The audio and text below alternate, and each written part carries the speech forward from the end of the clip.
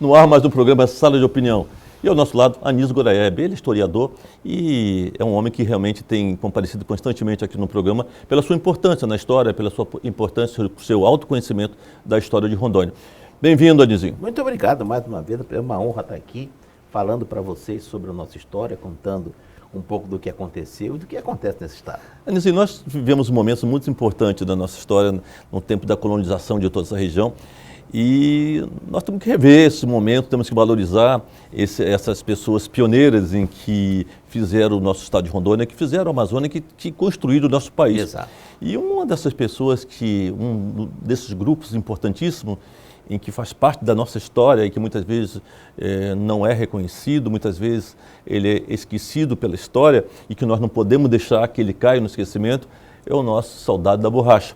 E por isso eu gostaria que você falasse sobre o Soldado da Borracha, como surgiu o Soldado da Borracha e da importância dele para a nossa região. Você falou uma coisa muito importante, não é reconhecido. Isso é uma pena, é uma lástima que o Soldado da Borracha não tenha, né, o seu trabalho reconhecido, e a maior imigração que a região amazônica teve foi com o Soldado da Borracha. Pra você ter uma ideia, para cá vieram cerca de 60 mil trabalhadores, vejam bem, 60 mil nordestinos em busca de um sonho, em busca de uma vida melhor, digamos assim. E todos vieram para cá, não é isso? Na Segunda Guerra Mundial, exatamente em 43. E essa nomenclatura é bacana, porque o nome é Soldado da Borracha, olha que bacana. Porque eles estavam em plena Guerra Mundial e havia o alistamento, né? Então os pracinhos iam se alistar. E no momento em que eles se alistavam, perguntavam, você quer ir para Monte Castelo, para a Itália, para lutar com os aliados, né? Na Segunda Guerra Mundial, ou você pretende ir para a Amazônia para extrair borracha, para que essa borracha sirva, né, para atender os aliados na Segunda Guerra. E o cara pensava assim, gente, se eu for para a guerra eu vou morrer, correto? Então eu vou para a Amazônia, extrair borracha, eu vou virar seringueiro e não vou morrer. Uma doce ilusão. Não tinha noção do que esperava, né? Não tinha noção do perigo que era essa selva totalmente diversa, uma selva inóspita, com doenças que o mundo não conhecia ainda. Febre amarela, próprio paludismo, a malária. E para cá, vejam vocês, para vocês terem uma ideia, foram cerca de 20 mil, né, voluntários e soldados para Monte Castelo, para a Segunda Guerra Mundial. Desses 20 mil, meu caro Aparício, meu caro telespectador, morreram apenas 454. E para cá vieram 60 mil nordestinos e a metade morreram com as doenças. A maioria desses soldados eram nordestinos? A maioria não, eles eram, os soldados da borracha eram todos nordestinos, requisitados nos portos de Salvador, Fortaleza e Rio Grande do Norte, Natal. E o mais interessante, o porto de Fortaleza é a famosa ponte metálica que hoje é atração turística. As pessoas vão visitar, vão passear. Aquela ponte metálica era por onde eles embarcavam.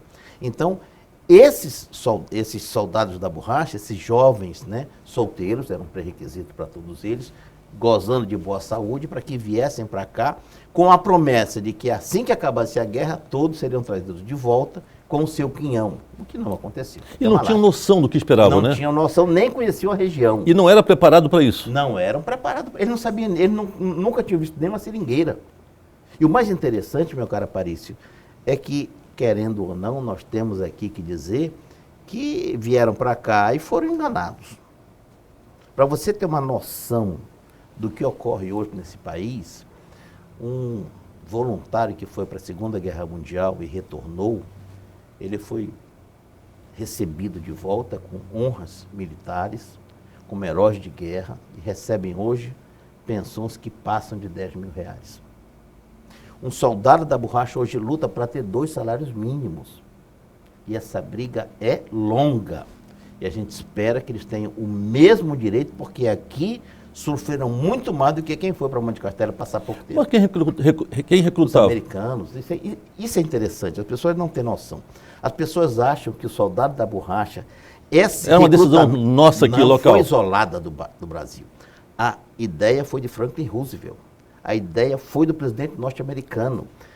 95% da borracha consumida no mundo era produzida aqui na Amazônia. Então, precisava-se de borracha para os aliados. E havia até cartazes, havia até campanhas, instituições. Foi, assim, uma verdadeira missão de guerra. Então não era uma questão isolada do Brasil? Do Brasil não, de forma... Quem financiou a vinda dele foram os americanos. Os americanos pagaram essa vinda, pagaram os salários. para que viessem. Pagaram essas viagens todas. Então, havia um acordo de Washington, onde o Brasil e os Estados Unidos reconheceram que era necessário que se requisitasse. Para você ter uma ideia, esses 60 mil vieram para cá de uma vez quase que toda, em pouco tempo, em 43. Isso tudo, o que é pior, aconteceu aqui na região. Rondônia não era ainda, em 43 não tínhamos nem passado ainda território.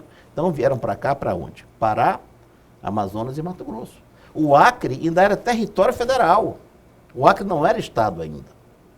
E chegaram aqui, né? E já chegaram aqui, digamos assim, devendo. E aqui eles não tinham nem direito de pensar para onde é que eu vou, para onde é que eu vou me colocar, não. Ele nem imaginava. Ele chegava aqui, pega esse grupo de 100, vai na colocação, seja para o Seringal tal, esse vai para o Seringal tal, e não tinha que reclamar. E ele chegava no Seringal, virava uma verdadeira escravidão branca. Então, Monte Castelo e Soldado da Borracha, na realidade, os São dois tinham dois a mesma, soldados. mas tinham a mesma missão. Deveriam ter. Não, a missão de lá era apoiar a guerra, guerrear, usar arma, atirar. O daqui, o Soldado da Borracha, era para extrair borracha apenas. Para eles. Para os aliados. A missão era atender os nossos aliados na Segunda Guerra Mundial. Acabou a guerra e acabou o Soldado da Borracha. Maurício, meu querido Aparício, o mais interessante é que acabou a guerra, veja que coisa interessante. E eles nem sabiam aqui que a guerra tinha acabado. Continuaram trabalhando para os senhores dos seringais sem saber que não tinha mais guerra. Uma escravidão branca. Você tem uma ideia, eles eram obrigados a comprar os alimentos, mantimentos, tudo para se manter. Alguns constituíram famílias e foram casando, levando mulheres para dentro de seringais. Eles tinham que comprar na venda do próprio seringueiro. Mas eu, para ir para a guerra, eu tive um treinamento, tive uma... Não, eram voluntários, que nada, nem isso. Monte Castelo também foi voluntário? Monte Castelo foi voluntário. E aqui também? Chegaram aqui, aprenderam a riscar, com a poronga, a riscar, tudo isso. Né? Hoje, os veteranos do Monte Castelo... Nós temos ainda, inclusive, veteranos de Monte Castelo e veteranos aqui. Nós temos um senhor chamado Romão, né? Seu José Romão, que está com 98 anos e teve aqui, chegou aqui menino, ele fala, ele se emociona e chora. Ele tem salário? Tem uma pensão de 2 salários mínimos. Como soldado da borracha? Soldado da borracha. E de Monte Castelo, conhece alguém? Monte Castelo, aqui em Porto Velho nós não temos ninguém, mas nós temos muito no Nordeste. No Nordeste. Eles No são Nordeste remunerados? São remunerados com até 10, até 11 mil reais. Meu tio, o marido da minha tia, era um deles. E esse quadro? A realidade que nós temos hoje é que a gente espera que o governo federal repare esse erro, que pelo menos os netos desse soldado da borracha tenham uma boa pensão, os filhos, as filhas que estão aí, que tenham um consolo. É preciso reparar esse erro. Existe algum trabalho nesse sentido? Existe. Nós temos aqui uma associação de soldado da borracha, existe uma PEC em tramitação, que a gente espera que seja, inclusive é bom que se diga, na Constituinte de 88 foi que colocaram esta cláusula dos 2 salários mínimos, mas existe uma PEC para que aumente esse número de salário mínimo, para que chegue a 7 salários, que já seria um conforto. O que sociedade, o que nós podemos fazer para ajudar essas pessoas que foram verdadeiros heróis? Uma campanha, abraçar esses homens, gritar, lutar por eles, ir para redes sociais, falar que eles merecem, foram enganados. Você tem uma ideia?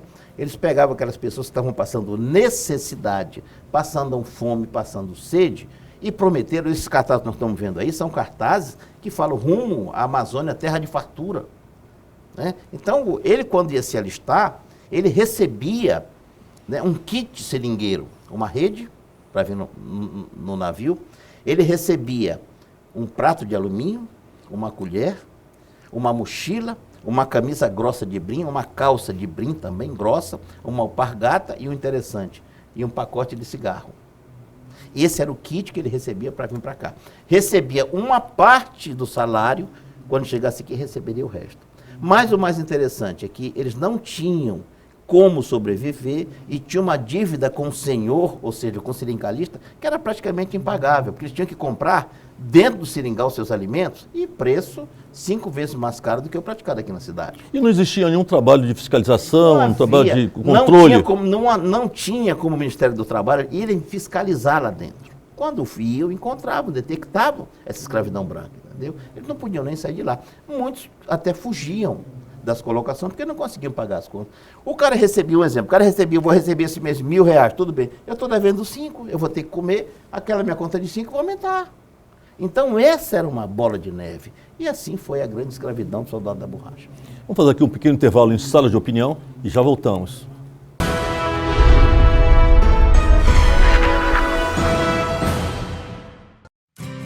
Chegou o curso dos novos tempos. Chegou o bacharelado em Segurança Pública da Faculdade Metropolitana. São apenas 3 anos para você se tornar indispensável nestes momentos de insegurança mundial. Agende a sua prova pelo site metropolitana-ro.com.br. Informações 3217-8947. Bacharelado em Segurança Pública é na Faculdade Metropolitana, abrindo novas portas para o seu sucesso no mercado de trabalho.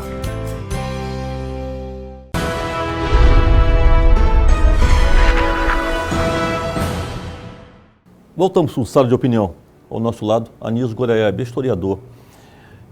Professor, nessa vinda, como que era essa vinda do soldado da borracha, desses soldados, né, do Nordeste para aqui, para a nossa região amazônica? Como que enfrentavam essas distâncias? Era através de navios, né? Eles iam nos grandes navios, os vapores que vinham para cá, e essa viagem podia durar até 2, 3 meses até. E o mais interessante, entravam pelo Pará. Saíam do Nordeste, geralmente de Salvador, de Fortaleza ou de Natal, seguiam o Oceano Atlântico, entravam pelo Pará, e aí foi necessário criar algumas instituições para dar apoio a isso. Então o governo federal criou imediatamente o SINAP, Serviço Nacional de Administração de Porto do Pará, onde era feita a entrada. Este navio aqui vai até a localidade, vai para Manaus, este vai para Porto Velho, correto? E aí distribuíam todos esses soldados da borracha. E havia, o que é mais interessante, entre os soldados da borracha, nós tivemos um aqui que se destacou, porque a maioria deles não sabiam ler. Então... Não tinha nenhum pré-requisito para ser... Não, bastava ter saúde. Qualquer um pode riscar uma seringueira, colocar a latinha, deixar cair o leite, encher, acabou. Então não tinha nada de preparação, de pré-requisito, de qualificação, nada disso. Bastava ter saúde, ser solteiro, né, e vir para cá. E o mais interessante, um deles chamava-se Eliezer Santos, que era o popular Bola 7, dá nome até uma praça aqui na cidade, e o Eliezer Santos sabia ler. Ele veio de Salvador para cá para ser seringueiro. Quando ele chegou aqui, ele vinha lendo no navio para as pessoas, algumas revistas, alguns jornais. Disseram, olha, aquele rapaz ali sabe ler. Opa, imediatamente, então você não vai para Seringal, não. O pegaram e colocaram para trabalhar no Hospital São José. Então ele não foi pelo fato de saber ler. Era uma qualificação muito boa àquela altura, alguém que soubesse ler. Vindo do Nordeste, vindo do sertão. Por favor, que fique bem claro, não que todos lá não saibam ler, mas eram aquelas pessoas que vinham das mais distantes cidades, localidades, no sertão, ali no sertão árido do Nordeste. Então, não tinha muita qualificação para vir para cá. Mas assinava um contrato, assinava o quê? Como que era feito esse tipo de... Eles tinham um contrato que eles assinavam lá, que eles recebiam parte do recurso, ele assinava que recebeu, na chegada aqui receberia a outra metade. Isso era muito organizado, que fique bem claro. O governo americano, ele financiou essa vinda, então ele exigiu que cada um fosse computado. Foram tantos para a Amazônia, saiu um navio tal, carregando tantos soldados da borracha, quinta-feira passada saiu outro, então eles tinham esse controle. E foi criada uma instituição chamada SEMTA, né? SEMTA, S-E-M-T-A, SEMTA com M, que era Serviço Especial de Mobilização de Trabalhadores para a Amazônia. Essa instituição era responsável por este recrutamento. Então o SEMTA tinha um controle de quem estava vindo, quem estava chegando, quem chegava, tudo isso era anotado. E havia também, o governo então criou um serviço chamado Serviço de Administração do Vale Amazônico, também, que era para poder atender a tudo isso. Imediatamente com a chegada deles em 43, o governo cria um banco específico para financiar este trabalho de borracha, que foi o Banco de Crédito da Borracha, que hoje é o Banco da Amazônia. Então, o Banco da Amazônia foi criado em 43, exatamente quando começou a chegar aqui o soldado da borracha. Era necessário um banco que pudesse financiar exatamente uma linha de crédito para os seringalistas, para poderem comprar em terra, desmatar, investir, transportar, tudo isso. Então, o Banco da Amazônia, hoje, à época, chamava-se Banco de Crédito da Borracha. E uma coisa interessante, o seringalista, que porventura fizesse o financiamento ou o empréstimo, não tivesse a moeda para pagar a sua dívida, o banco recebia parte da borracha, porque aquilo era garantido. Mas e esse pessoal, na realidade, o soldado da borracha, não tinha assistência nenhuma, né? médica nenhuma, eles moravam lá dentro, muitos morreram de malária porque não tinha como chegar o atendimento até eles. Este é o pior de tudo. Eles não tinham ambulatório, não tinham hospital, não tinha nada lá. E a manutenção desse pessoal no campo, né? Dentro da floresta? Dentro da floresta. Como que era feito? feito? Nas famosas colocações, ou seja, de manhã cedo ele saía de casa, certo? Na sua casinha, que nós tomamos essa casinha aí, isso é um tipo de casa de palha. Ele saía dessa casa aí, ele andava cerca de 8, 9 quilômetros, chegava numa colocação, começava a riscar, ficava o dia todo, levava a sua comidinha, alguma coisa na sua marmita, comia, no final, quando escureceu, ele voltava para casa. Esse era o dia a dia. Mas a manutenção desse pessoal em campo não tinha nada, né? Não, exemplo, nada, roupa, nada. Eles tinham, aquela história, eles tinham que comprar aquelas botinas de seringa que eles faziam, a própria poronga, que era aquela lamparina com aquela luzinha em cima, que era para clarear, caso voltasse na escuridão, aquilo tudo ele comprava na própria venda do seringalista. Não existia naquela época nenhuma, por exemplo, nenhuma condição dele reclamar do que estava acontecendo. Ia reclamar para quem? Para quem? Para quem? Entendeu? Alguns até, é chato até, os que tentaram se rebelar, até sumiam, é difícil. Houve, por exemplo, algum levante nessa época? Não, a gente não tem assim um número definido de mortes. Por isso que eu digo, não, algum levante que eu falo, alguém se tornou, tentou ser... sim, haviam aqueles que se rebelavam com a situação, mas não foram muito bem sucedidos não, né? Eles não tinham para quem pedir socorro, né? O governo brasileiro que tinha naquela época de segurança era o Exército Brasileiro. O Exército Brasileiro era todo, ou seja, dominado pelo governo federal, e o governo federal que impune isso aí. Isso não foi uma decisão nossa, foi uma decisão do governo federal, impôs a situação e tinha mais era que aceitar. E o registro desse povo que veio aqui como soldado da borracha? Eu saí lá do Nordeste, alguém registrou que eu viria para cá, né? Foi o Exército Brasileiro? O Exército Brasileiro, sim, através do centro. Então, nos anais do Exército Brasileiro, eu tenho o registro dessas pessoas? Inclusive, muitos parentes que a gente conversa hoje, tem pessoas que vêm para cá, ou que a gente conversa no Nordeste, que sabe que o avô dele veio para cá na década de 40 e nunca mais voltou, nunca mais deu notícia, não sabe o que aconteceu. E nessa transação toda de Amazônia, né, de Monte Castelo, nada sobrou para o soldado da borracha? Nada. Apenas os que conseguem receber, como eu falei para você aqui, para o cara telespectador, é uma irrisória, o termo é esse, irrisória pensão de 2 salários mínimos, que não dá para sobreviver. Hoje nós temos a associação do soldado da borracha. Soldado da borracha que funciona ali no prédio do relógio, eu não sei como é que vai ficar. Quantos membros nós temos mais ou menos? Você tem noção? Existem já como membros do soldado da borracha alguns que já são filhos. Filhos, né? Muitos já faleceram, né? Então os filhos lutam pelos direitos do pai, pela pensão das viúvas, das esposas também, cerca de 50 membros. O que você acredita que poderá realmente ainda surgir em benefício deles? Alguma campanha forte, uma campanha do povo vestindo a camisa, do povo pedindo clamor, o povo apoiando esse soldado da borracha, a gente pode conseguir um objetivo de melhorar essa pensão deles. Eu queria, professor, em que o senhor fizesse um comparativo dos soldados que foram para Monte Castelo e os soldados da borracha que aqui ficaram na Amazônia defendendo a nossa região e, na realidade, nos seringais, né? Como que o senhor definiria o soldado em que foi para Monte Castelo e os nossos soldados? Começar pelo poder aquisitivo. O soldado que foi para Monte Castelo pôde dar uma faculdade para o filho, pôde dar estudo, né? Pôde dar um conforto, o que o daqui não conseguiu.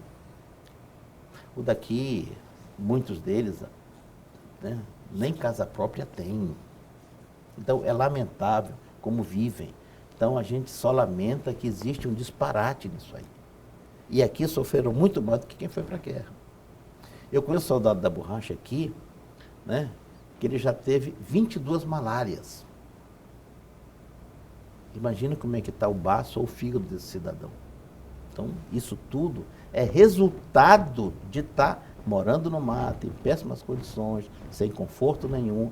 E está aí, para você ver como o ser humano às vezes não surpreende, uma pessoa dessa já era para ter falecido, e está aí contando a sua história.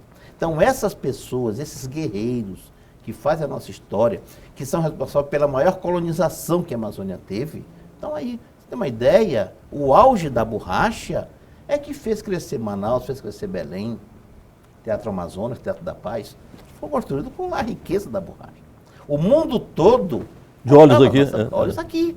E uma coisa interessante, hoje não existe mais o seringal de borracha para estar se riscando a árvore para tirar o leite, o serrambia, para fazer as pedras de borracha, porque descobriu-se que a borracha toda usada poderia ser derivada do petróleo, o que acontece hoje. Toda a borracha do mundo hoje é derivada do petróleo, mas até então não havia essa descoberta. Então era necessário a borracha sim, para pneu de carro, para pneu de avião, para trator, para tudo. Então essa borracha, para botina, olha, né, para tudo. Então essa borracha era necessária para o mundo todo. Vamos aqui um pequeno intervalo em Sala de Opinião e já voltamos.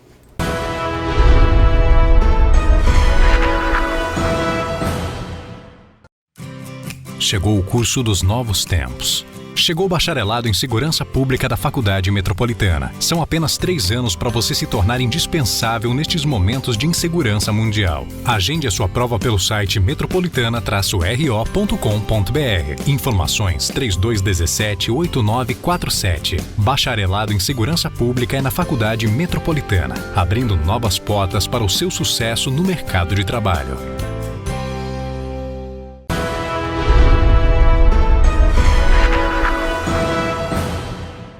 Voltamos com o Sala de Opinião.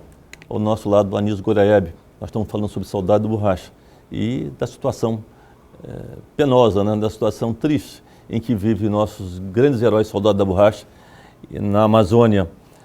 Foram criadas algumas entidades, algumas instituições para poder fazer a defesa, né, dos direitos desses soldados da borracha. Eu gostaria que você falasse com relação a essas entidades que foram criadas.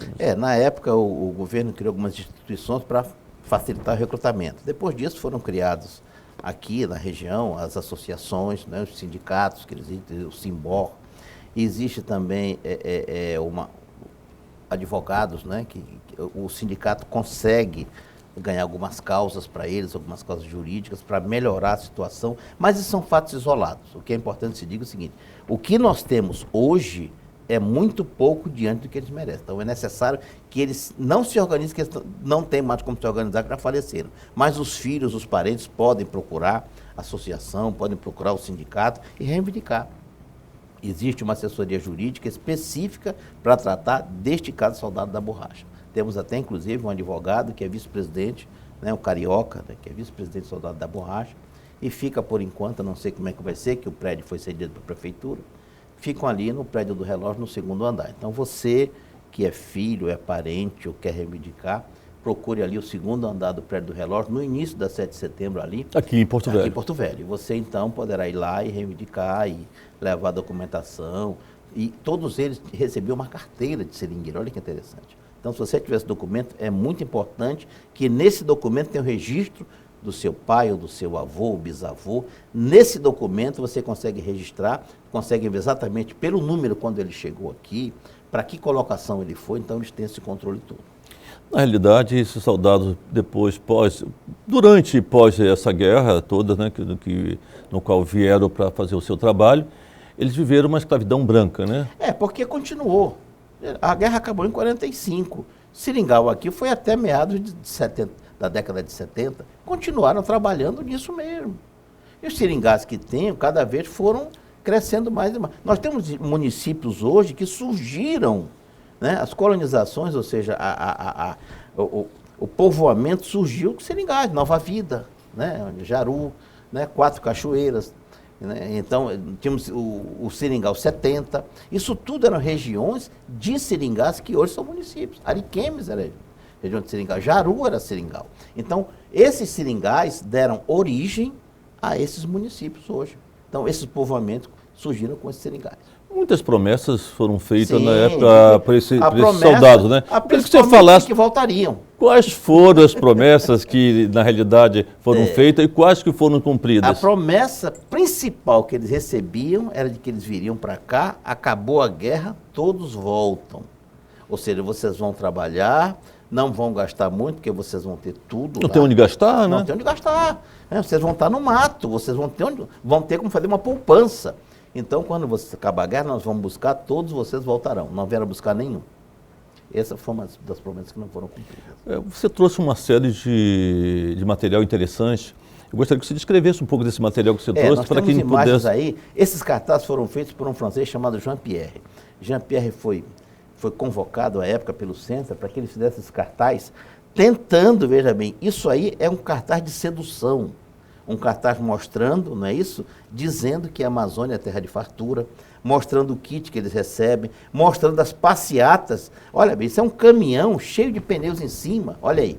Mostrando a grandeza, né? A grandeza da importância. E aí o cara olha um cartaz daquele e fala, poxa, eu posso muito bem ajudar a guerra. Eu vou ajudar a produzir pneus, a construir pneus para que vá para a guerra. Vai ser importante o meu trabalho. Entendeu? Então, é como eles diziam, pneus e borracha para os aliados. Então, esses cartazes todos aí foram feitos como uma forma de sedução.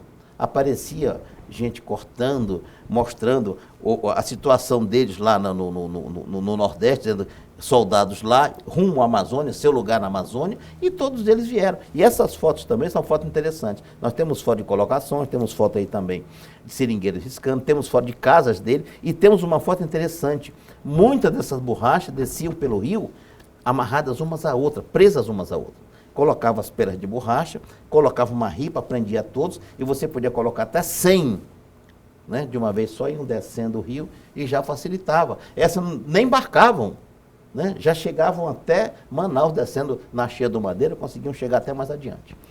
O que você, qual na realidade, o que esse soldado da borracha deixaram de exemplo para o Brasil? A nossa colonização toda e, acima de tudo, a nossa grande imigração. Mas o mais interessante que deixaram aqui foi a descendência. Dificilmente você não encontra ninguém aqui na região que nascido aqui que não tenha sido parente de um soldado da borracha. Existe bairro, existe aquela autoestima, né? Apesar de todo o sofrimento, ficou sim, aquela marca, né?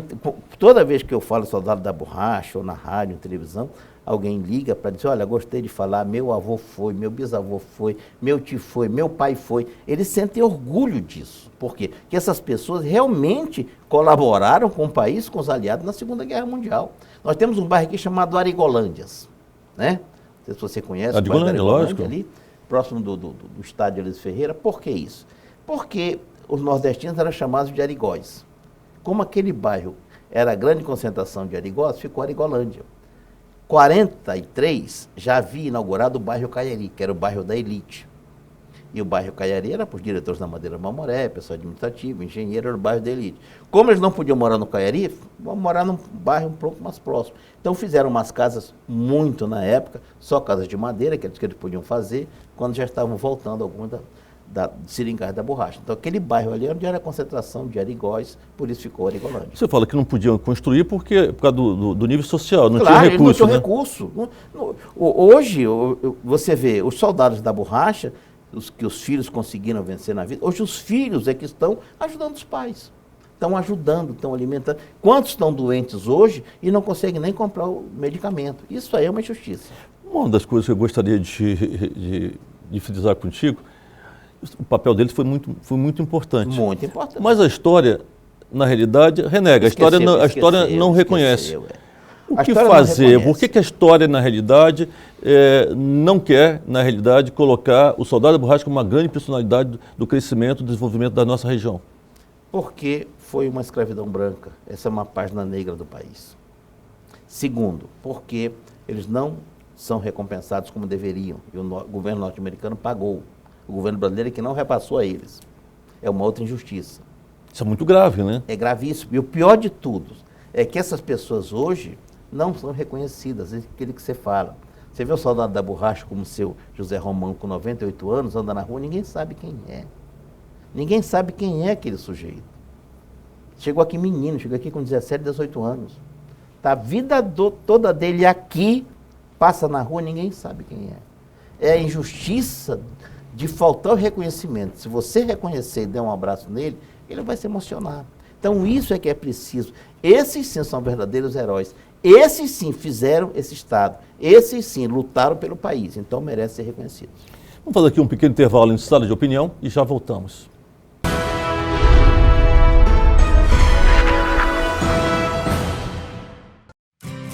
Chegou o curso dos novos tempos. Chegou o bacharelado em Segurança Pública da Faculdade Metropolitana. São apenas 3 anos para você se tornar indispensável nestes momentos de insegurança mundial. Agende a sua prova pelo site metropolitana-ro.com.br. Informações 3217-8947. Bacharelado em Segurança Pública é na Faculdade Metropolitana, abrindo novas portas para o seu sucesso no mercado de trabalho.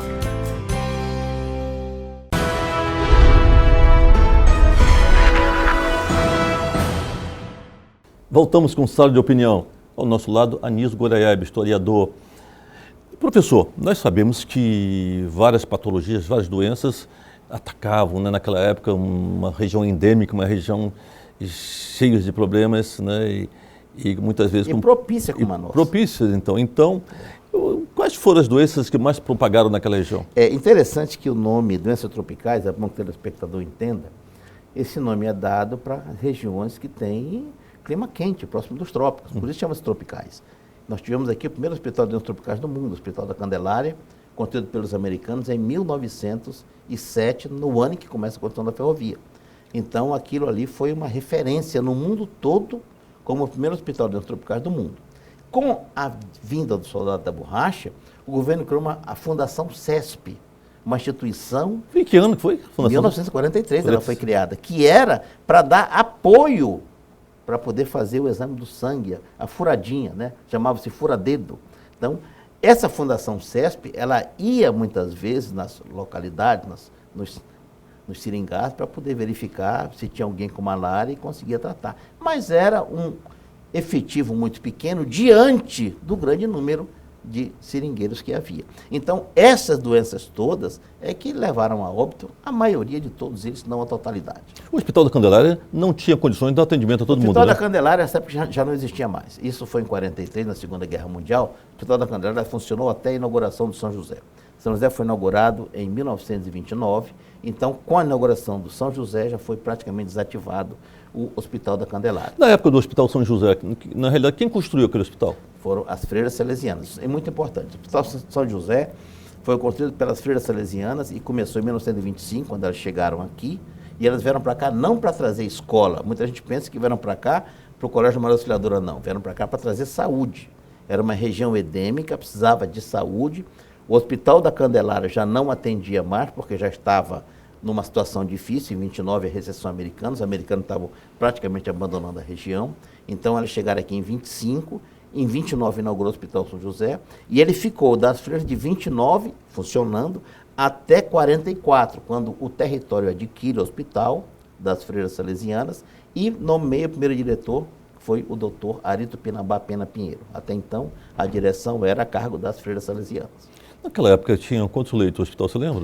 O hospital ele já era grande, ele no máximo uns 80 leitos. Mas uma o número é ótimo, né? Um número grande, atendia a população. Uhum. Tanto, olha que interessante, tanto que as pessoas até reclamam que na época eles resolveram, foi uma medida até, né, muito sábia à época, para não que as mulheres grávidas não fossem para o hospital, porque às vezes acontecia, não havia uma esterilização, não havia um autoclave. Tinha um medo hoje, que as mulheres fossem contaminadas. Tétano, um exemplo. Né? Uma mulher grávida contrai tétano, morre ela, morre o filho, morre todo mundo. Então resolveram criar uma maternidade para que as mulheres dessem a luz separadas de lá. E construíram em 48 a maternidade da Civargas. Da Civargas. Né? Que você...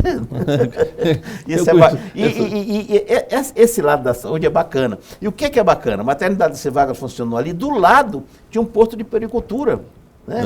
Onde é a controladoria do município. E o que é bacana? Isso foi tudo em 48 já. Com a construção do hospital de base, ele absorveu toda essa estrutura. Que foi uma pena. Nunca deviam ter fechado a maternidade. Nós não podemos centralizar saúde num lugar só, numa cidade que tende a cada vez crescer mais. Podíamos ter o São José, podíamos ter o Darcy Vargas, posto de pericultura e o hospital de base. Seria outra saúde, né? Não é isso? Mas infelizmente diminuíram o número de leitos. Exatamente. Você não pode reduzir a unidade de saúde. Isso é importantíssimo. Uma curiosidade para você. Você sabe que ao chegar em Porto Velho, eu ainda atendi no Hospital São José. Hospital São José. Hospital São José. E chegando no Hospital São José, eu fui um dos poucos psiquiatras aqui, né? Tinha ainda 2 celas. Rachid? Não, tinha 2 celas. Mas era do Rachid ainda? Sim, né? Então tinha 2 celas para me atender os doentes psiquiátricos. E eram internados ali no Hospital São José. E eu tive que tomar algumas providências que não agradou muito, porque eu tive que acabar com aquelas celas e colocar os doentes mentais, esses doentes que estavam isolados ali, num leito comum, num leito junto da clínica médica. E, logicamente, que isso deu um desconforto muito grande para aquelas pessoas que estavam acostumadas em tratar o doente preso, né, como fosse um presidiário. E eu acho que nós criamos um problema muito sério para mim também, né? Porque eu fui contra o sistema na época, logicamente que tive uma série de problemas graves na época, mas fico muito feliz que logo depois nós acabou com aquilo, veio a ala do hospital de base, né? Criamos montamos aquela ala do hospital de base.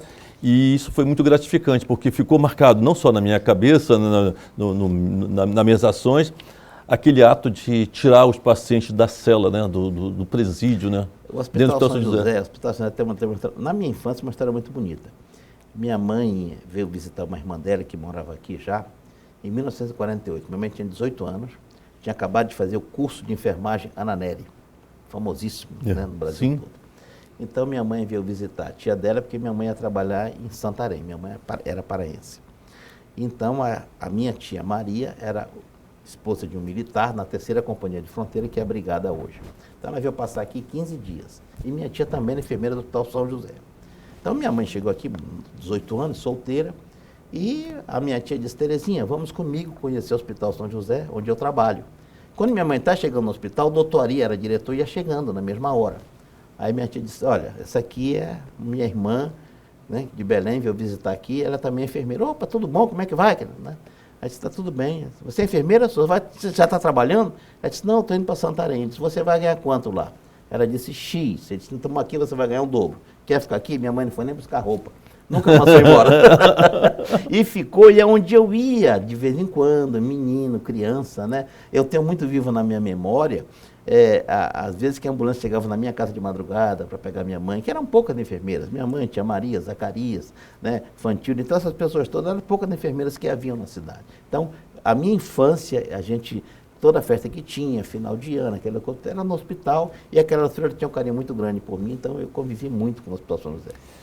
Nós estamos chegando aqui ao final de Sala de Opinião, mas eu acho que nós não podemos deixar claro uma mensagem para os familiares e para os soldados da borracha. Eu acho que nós estamos tendo de todas as formas tentar reparar esse grave erro da história passada e da história atual de não reconhecer a importância do trabalho dos homens que vieram para a Amazônia lutar para o crescimento dessa região e ajudar, né, na nossa defesa.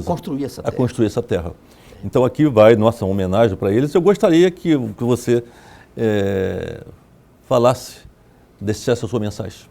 Você que é parente do soldado da borracha, ou que não é também, deveria lutar.